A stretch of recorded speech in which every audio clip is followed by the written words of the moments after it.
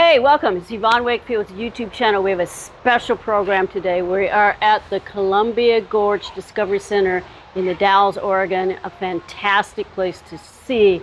But we're here today to show you the exhibit of Ann Ruttan, who has created this incredible series of wildfire paintings. Come on inside and we're going to meet Ann.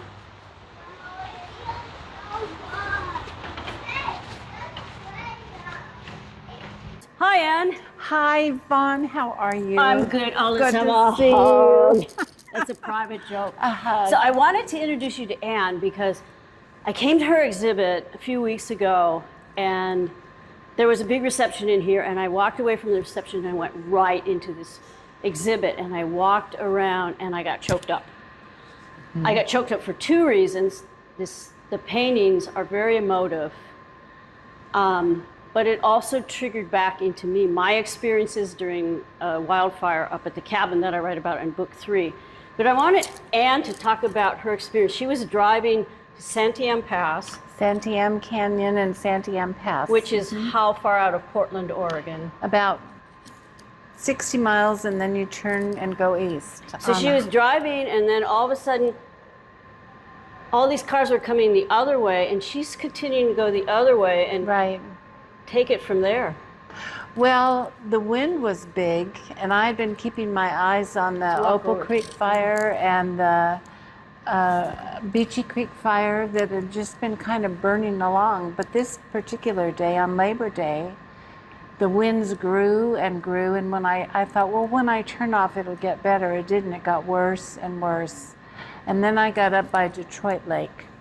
And this is Detroit Lake right here. This is Detroit Lake. It was the sky was so orange and it was so dark, I could not see the lake right next to the road.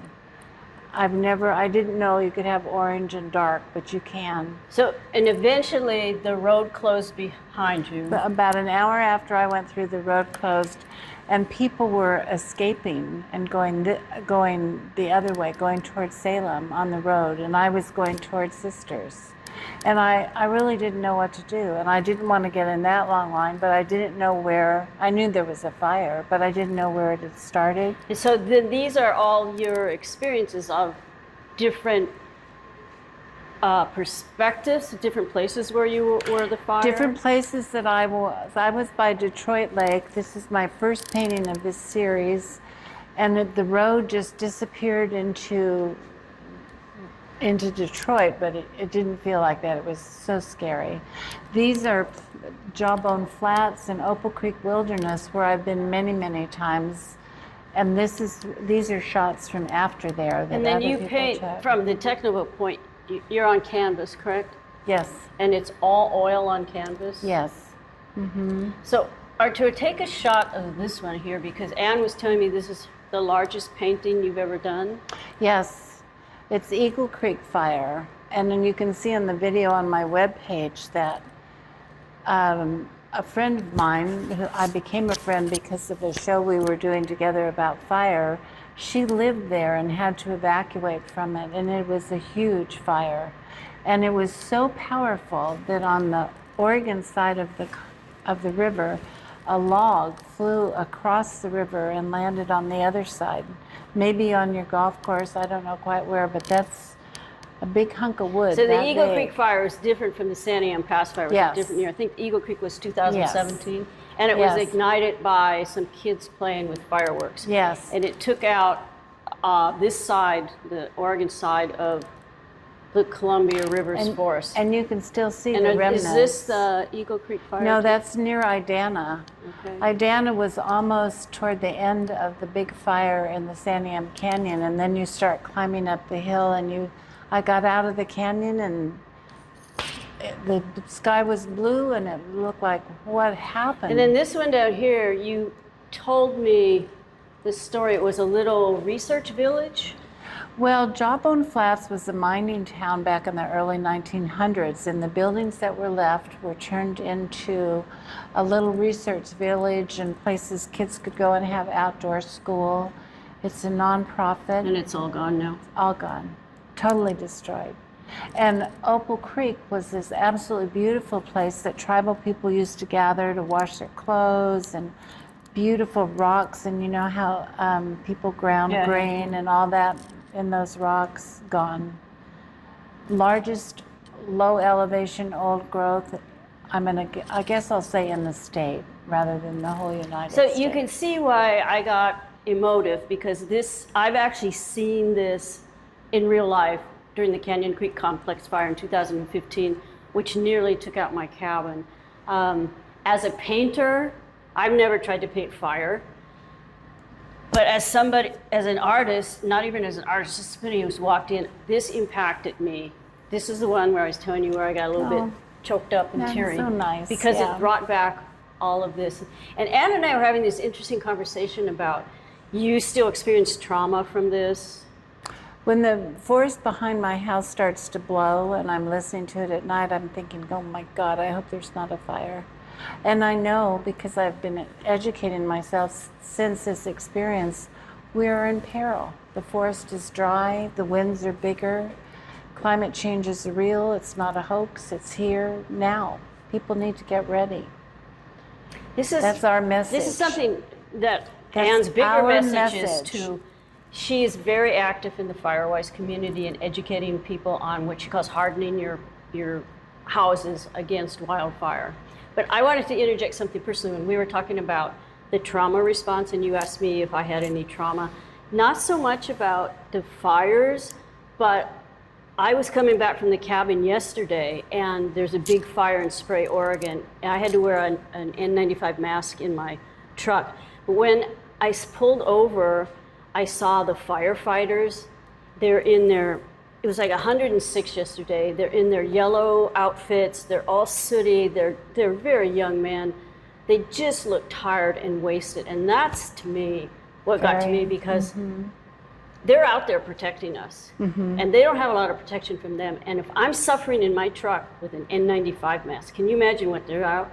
Yeah. What it's like out there. Yeah, they're risking their lives every time they go out there. So thank firefighters. Yeah, thank the firefighters. So They're one of the brave. other things, what happens when the firefighters or fires happen, you get this eerie orange atmosphere. And when I was at the cabin yesterday, there's this 140 acre falls fire behind me.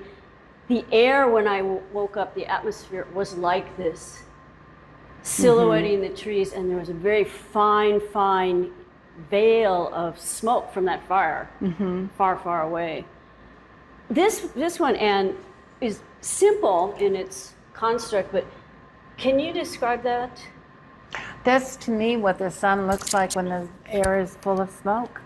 It turns orange. It doesn't look like the sun. It's not as, you can see it. It's really a very different planet.